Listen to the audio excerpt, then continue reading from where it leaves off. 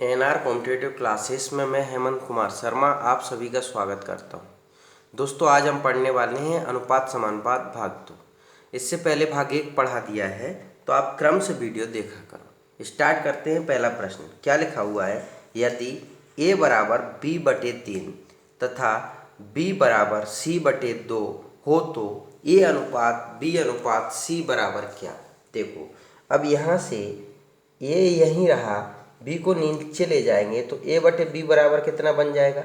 1/3, coma b यहीं रहा, c को नीचे ले जाएंगे तो b/c बराबर कितना हो जाएगा? 1/2।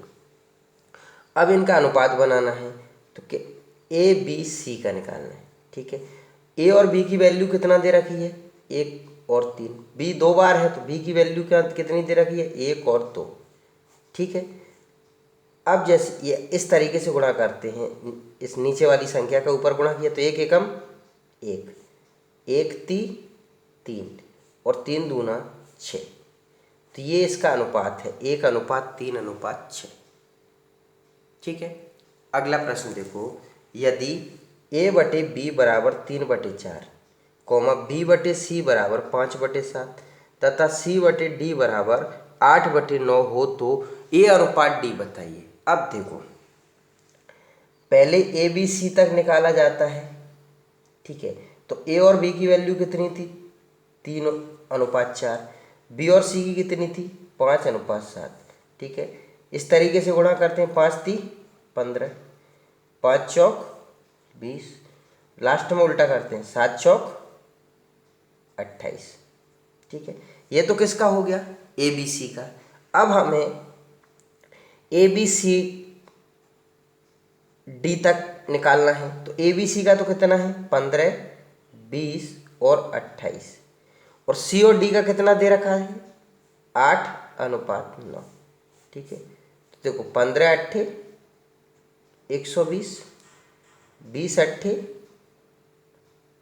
160, फिर 28 का 8 में गुणा होगा, 28 × 8, और 28 का 9 में गुणा होगा, 28 × 9।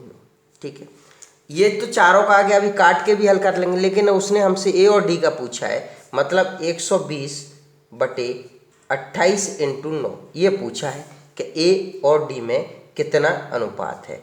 तो अब काट ले, 3 4 से काट लें, 4 × 3 = 12, 4 × 7 = 28, 3 से काट लिया 3 बार और 3 से काट दिया 10 बार, तो 10/21। ठीक है, कितना आ जाएगा? 10/21। ठीक है, क्लियर? ठीक। अगला प्रश्न देखिए, क्या लिखा हुआ है? यदि a अनुपात b बराबर 5/7 तथा b अनुपात c बराबर 6/11 तो a अनुपात b अनुपात c बराबर क्या? देखो, हमें a अनुपात b अनुपात c ज्ञात करना है। a अनुपात b कितना दे रखा है? 5:7। b अनुपात c कितना दे रखा है? 6:11। देखो, ध्यान से अनुपात निकालना सीख लेना है कि हम किस तरीके से गुणा करते हैं। 6 में 5 का गुणा करेंगे तो 5 × 6 = 30, 6 में 7 का गुणा करेंगे तो 6 × 7 = 42, और 7 में 11 का गुणा करेंगे तो 11 × 7 = 77। ठीक है, तो यही हमारा आंसर होगा, 30 42 77। ठीक है, अगला प्रश्न देखो। यदि a अनुपात b बराबर 3:4 तथा b अनुपात c बराबर 8:9 तो a अनुपात c बराबर क्या? देखो, a b c, ठीक है, a और b का कितना है? 3:4, b और c का कितना है? 8:9। ठीक है, 8 × 3 = 24, 8 चौक 32, 9 चौक 36। अब उसने ए और सी का पूछा है। किसका पूछा है? ए और सी का।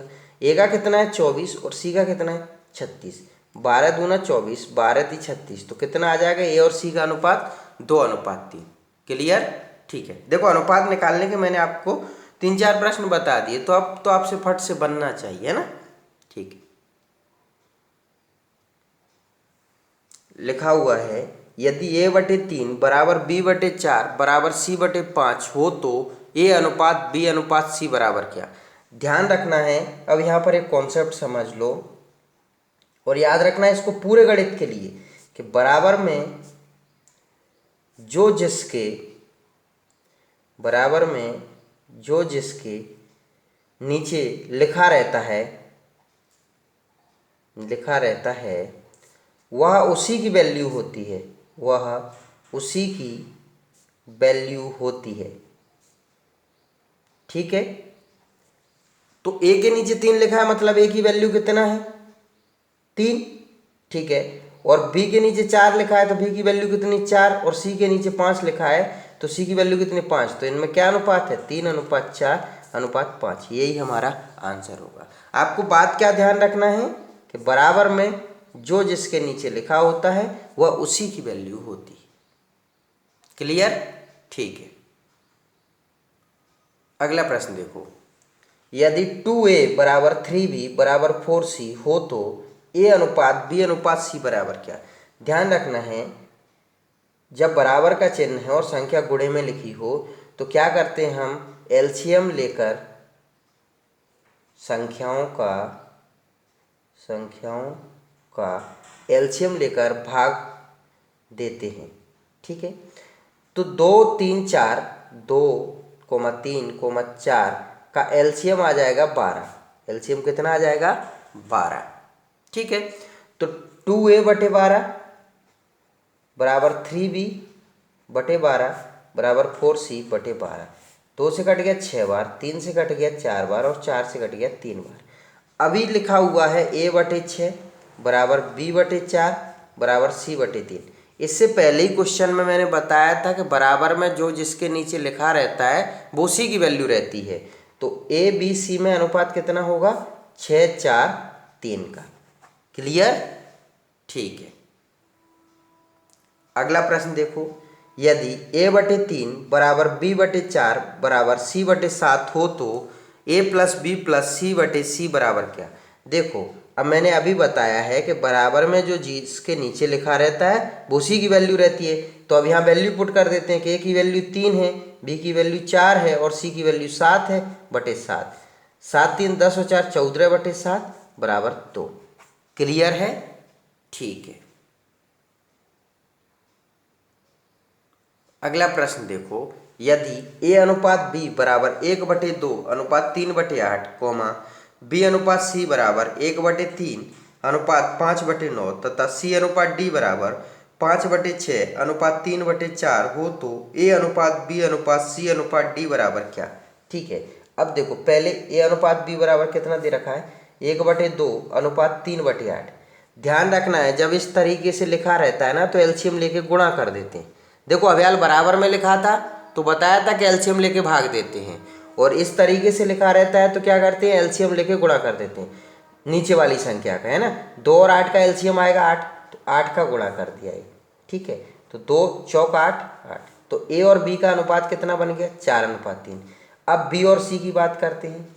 कितना लिखा हुआ 1/3 अनुपात 5/9। 3 और 9 का एलसीएम कितना आएगा 9, 9 का गुणा कर दिया। 3 3 का 9, 9 से 9 कट गया, तो बी और सी का कितना अनुपात बन गया 3:5। सी और डी की बात करते हैं। 5/6 अनुपात 3/4। 6 और 4 का एलसीएम कितना आ जाएगा 12, तो 12 का गुणा कर दिया। 6 दूना 12 और 4 ती 12, तो कितना हो गया 10:9, क्योंकि 5 दूना 10 हो जाएगा और 3 3 का 9। अब अभ्याल अनुपात निकालना सिखाया था कि ए बी सी और डी का निकालना है, तो पहले ए बी सी तक निकाला जाता है फिर सी और डी का निकाला जाता है।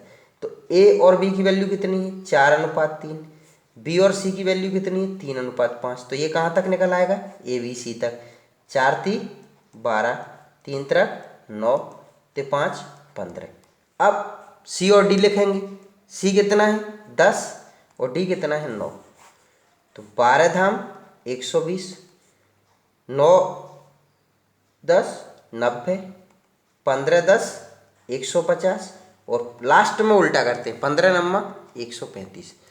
अब ये कट जाएगा, 3 से कट जाएगा, ते चौक 12, 3 3 9, ते 5 15, ते चौक 12 ते 5 15। ठीक है, 5 से कट जाएगा, 5 नाम 45, 5 10 50, 5 6 30, 5 8 40। तो क्या अनुपात आएगा 6 8 10 9। क्लियर है? ठीक है। अगला प्रश्न देखो, यदि 1/x अनुपात 1/y अनुपात 1/z बराबर 2:3:5 हो तो x अनुपात y अनुपात z बराबर क्या। देखो अब बराबर लिखा हुआ है तो ये संख्याओं को मैं इधर भेज देता हूँ। तो 1/2 अनुपात 1/3 अनुपात 1/5 बराबर क्या हो जाएगा, x अनुपात y अनुपात z। मैंने इनको इधर भेज दिया और इनको इधर भेज दिया। अभी मैंने बताया था कि जब इस तरीके से लिखा रहता है तो एलसीएम लेके गुणा कर देते हैं। 5 3 2 का एलसीएम कितना आ जाएगा 30, तो 30 का गुणा कर देते। 1/2 इंटू 30, 1/3 इंटू 30, 1/5 इंटू 30 बराबर क्या, x अनुपात y अनुपात z। 2 से कट गया 15 बार में, 3 से कट गया 10 बार में, 5 से कट गया 6 बार में, अनुपात बराबर x अनुपात y अनुपात z। तो क्या वैल्यू रहेगी, 15 10 6, ये हमारा आंसर रहेगा। क्लियर, ठीक है। अब अगला प्रश्न देख लो, हव्याल वाले जैसे ही है। तो देखो यदि a अनुपात b बराबर कितना है, 2/9 अनुपात 1/3, b अनुपात c कितना है 2/7 अनुपात 5/14 और d अनुपात c कितना है 7/10 अनुपात 3/5। तो ए बी सी डी निकालना है। अब देखो अपना समय बचाने के लिए आप क्या कर सकते हो, यहीं से हल कर सकते हो। हमें निकालना क्या है, ए बी सी और डी, ठीक है। बताया अभी किस तरीके से लिखा रहता है, तो एलसीएम लेके गुणा कर देते हैं। 9 और 3 का एलसीएम कितना आएगा 9, तो यहीं गुणा कर लिया, ठीक है। 9 से 9 कट गया, 3 से 3 बार में कट गया। तो ए और बी की वैल्यू कितनी आ गई 2:3। अब बी और सी की चाहिए, तो 7 और 14 का एलसीएम कितना आएगा 14, ये 14 का गुणा कर लिया, ठीक है। 7 दूना 14 14, तो 4:5, ठीक है। यहाँ तक क्लियर है। पहले अब ए बी सी निकाल लेते हैं। तो 4 दूना 8, 4 × 12, 5 × 15। अब सी और डी चाहिए। 10 और 5 का एलसीएम कितना आएगा 10, ठीक है। 10 का गुण, ये कट गया, 5 दूना 10, तो 7:6। देखो अब ये गलती मत कर देना, आप यहाँ डी सी लिखा हुआ है और हम यहाँ सी डी लिखा हुआ है। तो सी की वैल्यू 6 है तो ये 6 लिखेंगे और डी की वैल्यू 7 है। उसने यही आपको देखने के लिए लिखवाया है कि आप गौर करते हो कि नहीं करते हो। तो 6 का 8 में गुणा होगा तो कितना हो जाएगा 48, ठीक है। 12 का 6 में गुणा होगा तो 72, 15 छक्की 90 और 15 सत्ते 105। अब ये 3 से कट जाएंगी, 3 से काट दिया 16 बार में, 3 से काट दिया 24 बार में, 3 से काट दिया 30 बार में और 3 से काट दिया 3 × 9 = 5 15 35 बार में। तो 16 24 30 35 इसका क्या रहेगा अनुपात। क्लियर, ठीक है। अगला प्रश्न देखो, यदि ए अनुपात बी अनुपात सी बराबर 4:7:11 तथा बी अनुपात सी अनुपात डी बराबर 21:33:44 तो ए अनुपात बी अनुपात सी अनुपात डी बराबर क्या। देखो हमें ए अनुपात बी अनुपात सी अनुपात डी बराबर ज्ञात करना है। पहले हम ए बी सी ज्ञात करते हैं, फिर सी और डी लिख के तब ए बी सी डी पूरा निकलता है। अब ए बी सी का हमारे पास दे ही रखा है 4:7:11। हमें किसकी ज़रूरत है, सी और डी की। सी और डी का यहाँ से कितना है 33 और 44, ठीक है। ऐसा मत सोचना कि 21 का उपयोग क्यों नहीं किया। अगर हम 21 का उपयोग करेंगे तो पूरा ये बी सी डी ले लेंगे, तो यहाँ से ए और बी ले लेंगे, आंसर नहीं बदलेगा, ठीक है। इसका 4 का 33 में गुणा होगा तो 4 × 33 अनुपात, 7 का 33 में गुणा होगा तो 7 × 33, 33 का 11 में गुणा होगा तो 11 × 33, लास्ट में उल्टा होता है तो 11 × 44। ये 11 से कट गया 11, 11 से 3 बार में, 11 से 3, 4 × 12, 7 × 21, 33 और 44। यही हमारा आंसर रहेगा 12 21 33 44। क्लियर, ठीक है। अगला प्रश्न देखो, लिखा हुआ है कि यदि a अनुपात b बराबर b अनुपात c तो a की घात 4 अनुपात b की घात 4 बराबर क्या। देखो ये लिखा हुआ है कि a/b बराबर b/c। इधर दोनों को भेज देते हैं कि ए सी बराबर क्या हो गया b²। हमें b की घात 4 चाहिए तो हमने क्या किया, दोनों पक्षों का वर्ग कर दिया, तो हो गया a² c² बराबर b की घात 4। अब हम b की घात 4 की जगह पर ये लिख सकते हैं, तो a की घात 4 अनुपात b की घात 4 पे क्या लिख दिया हमने, a स्क्वायर c स्क्वायर। ठीक है, अब इसको ऐसे लिख सकते हैं a square into A square अनुपात a square c square. a square से a स्क्वायर कट गया, तो a स्क्वायर अनुपात c स्क्वायर हमारा क्या होगा, आंसर। क्लियर? ठीक है। अगला प्रश्न देखो, उसने बोला है कि माना x y के वर्गमूल के विलोमानुपाती है। जब x बराबर 9 तो y बराबर 81। आगे बोला है उसने यदि y बराबर 9 तो x बराबर क्या। काफ़ी बढ़िया प्रश्न है, ध्यान से समझो। देखो उसने पहली बात बोला कि x y के वर्गमूल के विलोमानुपाती है, मतलब x जो है y के वर्गमूल के विलोमानुपाती, मतलब उल्टा करना।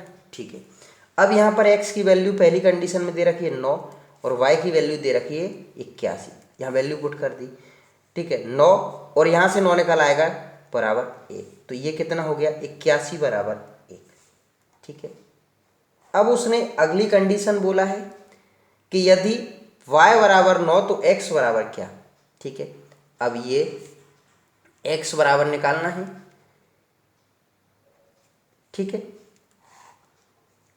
x बराबर हमें ज्ञात करना है, एक की वैल्यू 81 है और y की वैल्यू क्वेश्चन में 9 दे रखी है, तो x बराबर 81/3 27, तो x की वैल्यू कितनी आ जाएगी, 27।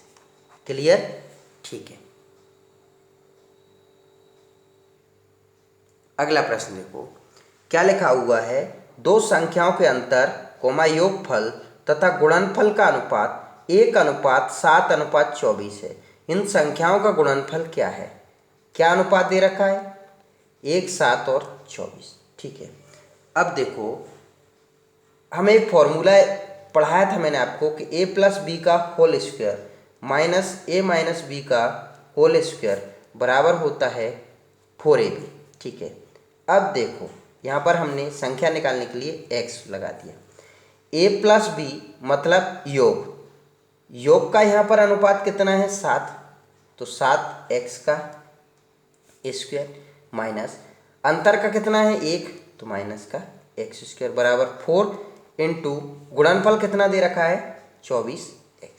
यहाँ तक क्लियर है। ये हो जाएगा 49x square minus x square बराबर 4 इंटू 24x। मैंने गुणा इसलिए नहीं किया है, हब्याल मदद मिल जाएगी। ठीक है, 49x स्क्वायर में से एक एक्स स्क्वायर जाएगा तो कितना बचेगा, 48x स्क्वायर बराबर 4 इंटू 24x। देखो इस x से तो ये स्क्वायर वाला कट गया और 24 से 48 दो बार में कट गया और 2 से 4 दो बार में कट गया, मतलब x की वैल्यू कितनी आ गई, 2। उसने पूछा है इनका गुणनफल, तो गुणनफल का लास्ट में अनुपात है, तो 24 इंटू 2 बराबर कितना हो जाएगा 48, तो ये 48 हमारा आंसर। ठीक है, अगला प्रश्न देखो, लिखा हुआ है यदि x square plus 4y square बराबर 4xy हो तो x अनुपात y बराबर क्या। देखो x square plus 4y square minus 4xy बराबर क्या हो गया, 0। ये हमारी इक्वेशन बन गई। अब इसको हम क्या लिख सकते हैं, ये फॉर्मूला लिखा हुआ है, इसको लिख सकते हैं हम x माइनस 2y का होल स्क्वायर। क्यों, इसको हल करो, देखो क्या आ जाएगा, A square plus B square minus 2 into A into B आ गया ना, X square plus 4y square minus 4xy। ठीक है, तो अब इसकी जगह पर हम इतने की जगह पर क्या लिख सकते हैं, 0, तो x माइनस 2y का स्क्वायर बराबर 0। अब x माइनस 2y बराबर कितना हो जाएगा, 0, क्योंकि सामने कुछ भी नहीं है। ठीक है, तो x बराबर क्या हो जाएगा, 2y। x बटे y बराबर कितना हो जाएगा, 2/1। यही पूछा था, तो क्या आंसर रहेगा हमारा, 2:1। ठीक है, ध्यान से समझना, काफी अच्छा वीडियो है। अगला प्रश्न देखते हैं क्या लिखा हुआ है, यदि 5x square minus 13xy plus 6y square बराबर 0 हो तो x अनुपात y बराबर क्या। देखो अब इसको 5x square minus 13xy plus 6y square बराबर 0, अब इसके 13xy के गुणनखंड कर दें हम तो ऐसे लिख देंगे 5x² minus 10xy minus 3xy plus 6y² बराबर 0। अब देखो यहाँ से अगर हम 5x कॉमन ले लेते हैं तो क्या बचेगा x माइनस 2y। ठीक है, यहाँ से हम माइनस का 3y कॉमन ले लेते हैं तो क्या बचेगा x माइनस 2y बराबर 0। ठीक है, अब 5x माइनस 3y बराबर 0 और x माइनस 2y बराबर 0, ये हमारे दो निकल के आ गए यहाँ से। अब 0 से तुलना कर देते हैं पहली उसकी। 5x बराबर कितना हो जाएगा 3y, तो x बटे y बराबर कितना हो जाएगा 3/5। एक आंसर तो इसका ही हो जाएगा। यहाँ से तुलना करते हैं तो x बराबर हो जाएगा 2y, x बटे y बराबर हो जाएगा 2/1, तो एक आंसर ये हो जाएगा।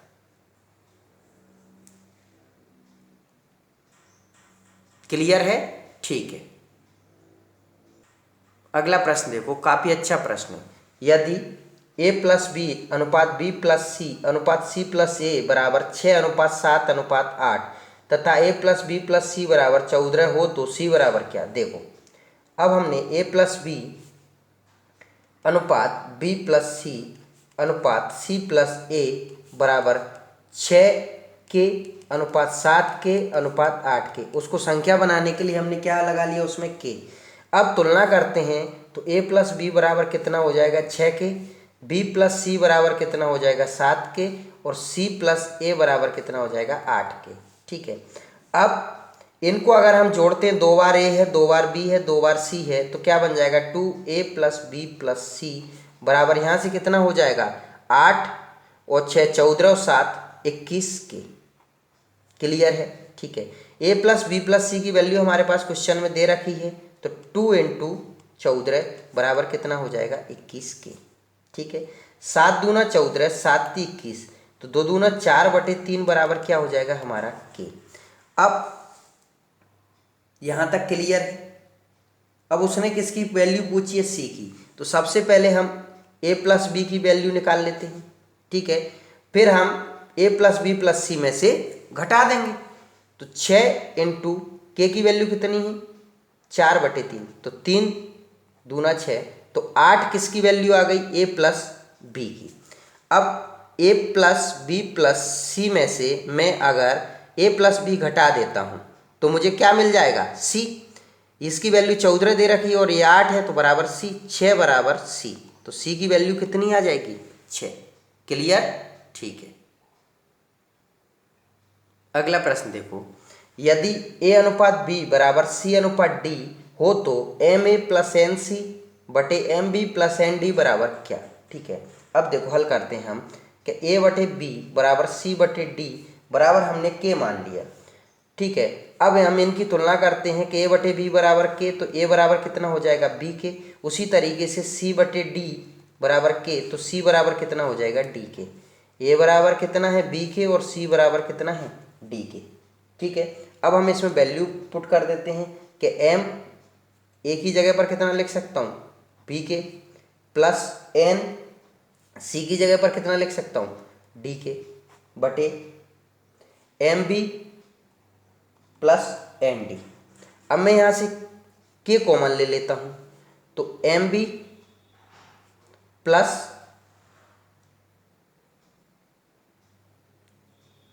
nd बटे mb प्लस nd, इससे कट गया, क्या बचा k। ठीक है, तो अब तो k के बराबर में क्या हो जाएगा a अनुपात b। ठीक है, क्योंकि k के बराबर में माना है हमने, c अनुपात d ऑप्शन में नहीं है, नहीं c अनुपात d भी आ जाता, तो a अनुपात b इसका सही आंसर है। ठीक है दोस्तों, काफ़ी अच्छा टॉपिक है अनुपात समानुपात। ये 22वें नंबर का टॉपिक चल रहा है। इससे पहले हमने 21 टॉपिक कंप्लीट करा दिए, तो आप क्रम से वीडियो देखना। अगर आपको मेरे वीडियो पसंद आते हैं तो प्लीज़ चैनल को लाइक एंड सब्सक्राइब जरूर किया करो। धन्यवाद।